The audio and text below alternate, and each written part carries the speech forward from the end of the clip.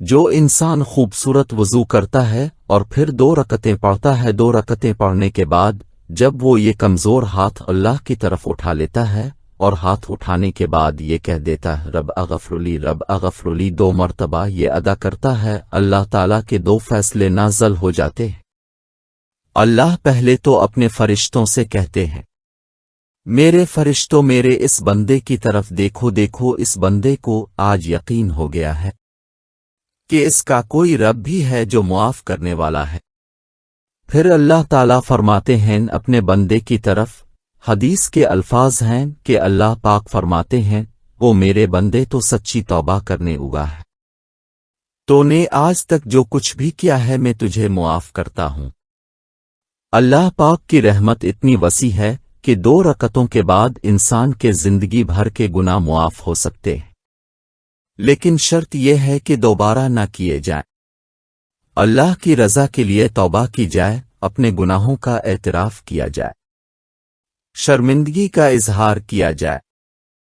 رزق ایک ایسی نعمت ہے جس کی تقسیم کا اختیار ذمہ مالک کائنات نے اپنے پاس رکھا ہے۔ کوئی شک نہیں کہ وہ ہر انسان کو طیب طاہر اور پاک رزق عطا فرماتا ہے، اس رزق میں اضافہ اور فراغی کے مواقع بھی بخشتا ہے، لیکن اکثر انسانوں کی فطرت ہے کہ وہ یہ بھول جاتے ہیں کہ اللہ تعالیٰ اس کے حبیب نے ہمیں رزق حلال کی طلب کمانے کا طریقہ، تجارت اور کاروبار کے مکمل اصول سکھائے اور بتائے۔ یہ اٹل حقیقت ہے کہ جب تک ہم اسلامی تعلیمات کے مطابق ملازمت، کاروبار اور تجارت کرتے ہیں تب تک سب کچھ ٹھیک رہتا ہے۔ جب ہم اسلامی حدود سے تجاوز اور احکام الہی کی خلاف ورزی کے مرتکب ہوتے ہیں، رزق میں سے برکت اٹھنا شروع ہو جاتی ہے،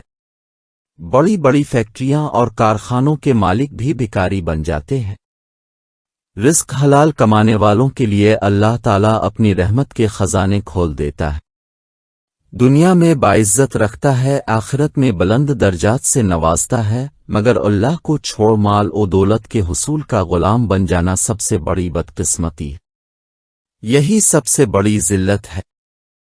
اکثر دیکھا گیا ہے کہ ہم رازق کو بھول جاتے ہیں، روزی کے پیچھے لگ جاتے ہیں۔ اگر ہم روزی کو چھوڑ کر رازق کے پیچھے لگ جائیں تو روزی خود بخود آپ کے پیچھے ہوگی۔ آپ کو پیارے حبیب کے بارے میں 2 ایسی چیزیں بتا رہے ہیں جن کے بارے میں ہمارے پیارے نبی نے ارشاد فرمایا کہ جس گھر کے دروازے رشتہ داروں کے لیے بند ہو جائیں، جس گھر میں رات دیر تک جاگنے صبح دیر سے اٹھنے کا رواج ہو تو وہاں بے برکتی کو کوئی نہیں روک سکتا۔ یہ 2 کام کر کے ہم نے پاؤں پر کلہاڑی ماری ہے۔ ہمارے پیسے میں برکت ہے، نہ وقت نہ خوشیوں میں ہم اپنے ہی سے ہر وقت ناراض اور اکھڑے ہوئے ہیں۔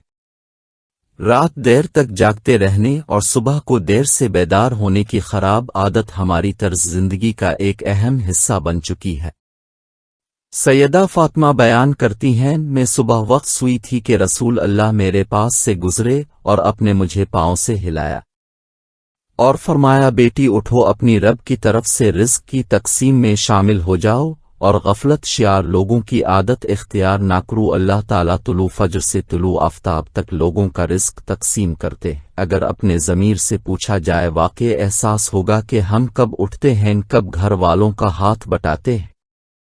پیار و محبت سے دعاؤں کے ساتھ ایک دوسرے کو جگانے سے لے کر مسجد لے جانے، گھر میں ہی نماز پڑھنے کے بعد دیگر معاملات میں اہل خانہ کے ساتھ تعاون کر کے مثال قائم کرتے